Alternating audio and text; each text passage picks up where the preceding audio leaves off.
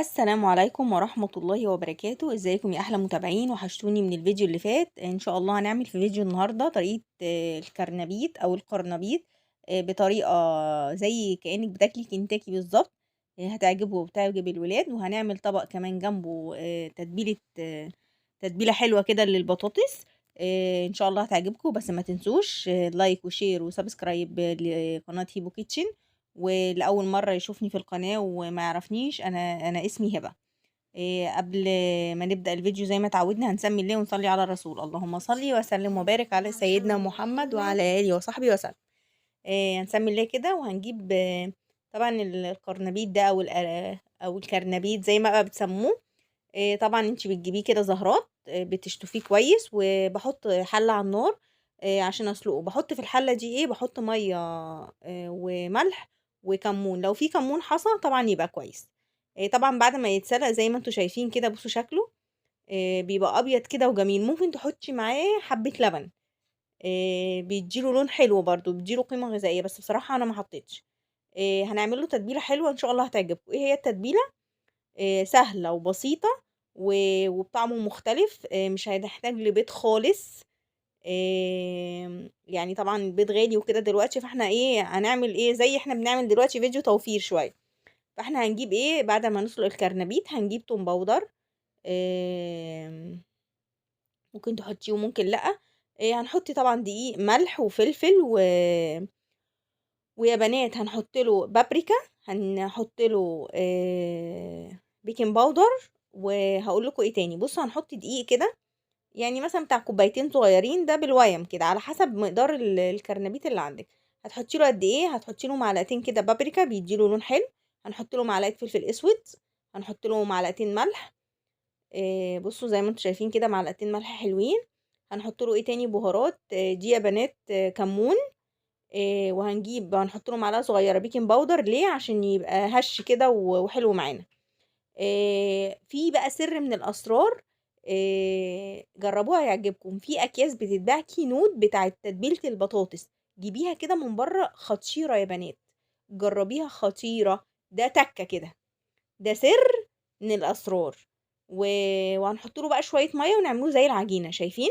يبقى حطينا دقيق، وحطينا بيكنج باودر، حطينا ملح وفلفل، وحطينا كمون، وحطينا كيس كينور اللي هو بتاع بهارات البطاطس. بيتباع عند اي عطار يا بنات. بصوا شايفين زي ما انتم شايفين، او بهارات بتبقى تتبيله كده بطعم الجبنه برضو ممكن ينفع. هنعملها عجينة زي كده البانكيك. عارفين تقول البانكيك كده. هنعمل عجينة كده وهنبدأ نحط الزهرات بتاعت الكرنبيت أو الأرنبيت اللي انتوا بقى بتسموه كرنبيت على حسب ما انتوا بتسموه. ولو في أي بلد تانية ليه اسم تاني قولولي يا بنات، اكتبولي في التعليقات. لو انتوا من بلد تانية غير ليه اسم تاني قولولي، اكتبولي. بصوا احنا بنحطه الخلطة اللي احنا عملناها بنغلف بيها الكرنبيت بتاعنا. شايفين؟ وهنسيبوه، هنعمله له تتبيله تانية زي كفر من بره، بيبقى ليه كريسبي كده وبيبقى طعمه تحفه. تمام، احنا حطينا في التتبيله اللي هي السايله. هنسيبوه، هنحطه له في تتبيله تانية اللي هي بنعفره من بره. يعني بعد ما بنطلعه من التتبيله السايله دي بنحط له تتبيله تانية.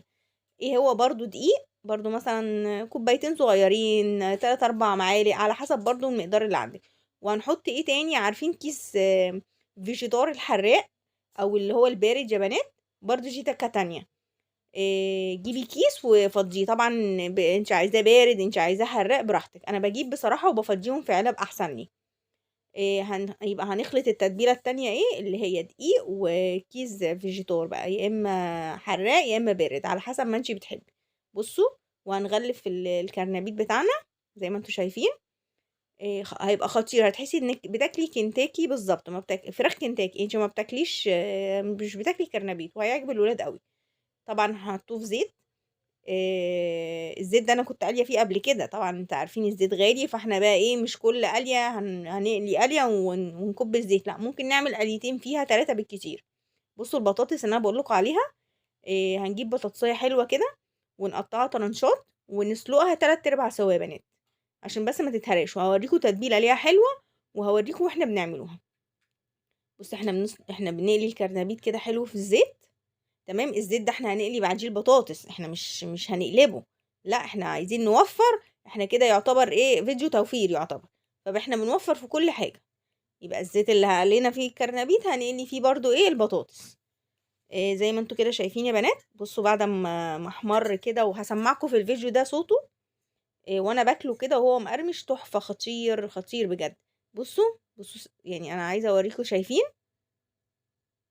طبعا بنصفيه حلو كده، ونبدأ ايه نحطه بقى على ايه. انا ليه بحطه على خضرة؟ عشان الزيت اللي فيه الخضرة دي بتمتص الزيوت اللي فيه، او على ورق مناديل بقى براحتك، بس انا بحب احطه على خضرة بصراحة.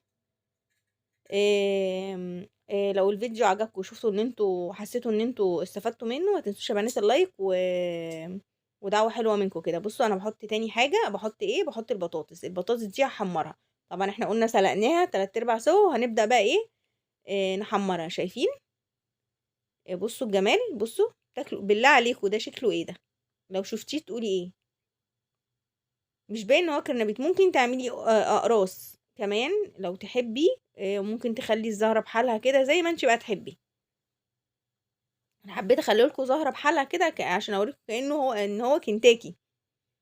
بصوا البطاطس هنحمرها وهنعمل لها تتبيله حلوه. ايه هي تتبيله البطاطس؟ بصوا بعد ما حمرناها يا بنات، وانا ليه بحطها بقشرتها مفيده، بغسلها كويس واحطها. ايه التتبيله؟ هحط مثلا 3 4 فصوص توم هفرمهم. وعارفين الشطه يا بنات اللي احنا كنا عاملينها مع بعض في فيديو، هنزل لكم اللينك بتاع في التسبيق في التعليق المثبت عشان لو حبيتوا تعملوها. هنحط لها ايه؟ هنحط لها زيت وشويه بقدونس او كزبره، يا بقدونس يا كزبره الموجود عندكم. انا حطيت بقدونس، وهنحط لها شويه ملح. بس كده يبقى هي تتبيله البطاطس: توم مفروم، الشطه اللي احنا عاملينها، وحبه زيت وحبه بقدونس او كزبره، ونقلبها على بعض. وجولوا بقى. بصوا اكله اقتصاديه وسهله وبسيطه وتفتح النفس وحرشه وكل حاجه. هي دي الاكل اللي بياكل بصراحه. احنا عايزين نحاول نوفر شويه بسبب الاسعار الغاليه، فاحنا نحاول ايه يعني نعمل انا عايزه اكلات برضه مفيده وفي نفس الوقت اسمعه لكم وانا اقتصاديه. انا باكله، عايزه اسمعكم بقى اسمع لكم حلاوته وهو الكرنبيط، بيقرمش. اسمعوا.